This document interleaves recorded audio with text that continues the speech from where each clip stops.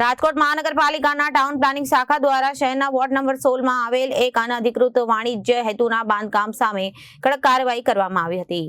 પુની society main road પર સંજના ફર્નિચરની બાજુમાં 2-3 માળ બાંધકામ ખડકી દેવાયું હતું. વર્ષોથી નિયમોના ભંગ કરીને ઊભું હતું. મ્યુનિસિપલ કમિશનર શ્રી તુષાર સુમેરા અને અન્ય ઉચ્ચ અધિકારીઓ નિર્દેશ હેઠળ આ ડિમોલિશન હાથ ધરવામાં આવ્યું હતું. રાજકોટ મહાનગરપાલિકા ટાઉન પ્લાનિંગ શાખા દ્વારા શહેરના વોર્ડ નંબર 16 ના આવેલ એક અનધિકૃત વાણિજ્ય હેતુના બાંધકામ સામે કાર્યવાહી કરવામાં આવી હતી. પુની સોસાયટી મેઇન રોડ પર સંજના ફર્નિચર બાજુમાં 2-3 માળ બાંધકામ ખડકી દેવાયું હતું. વર્ષોથી નિયમોનો ભંગ કરીને ઊભું હતું અને મ્યુનિસિપલ કમિશનર તુષાર સુમેર અને અન્ય ઉચ્ચ અધિકારીઓના નિર્દેશના હેઠળના ડિમોલિશન હાથ ધરવામાં આવ્યું હતું. આ કાર્યવાહીમાં ટાઉન પ્લાનિંગ શાખાના પૂર્વ ઝોનના સ્ટાફ સહિત રોશની શાખા, દબાણ હટાવ શાખા, સોલિડ વેસ્ટ મેનેજમેન્ટ વિભાગ, ફાયર અને ઇમરજન્સી વિભાગ દ્વારા બાંધકામ શાખાના કર્મચારીઓ જોડાયા હતા.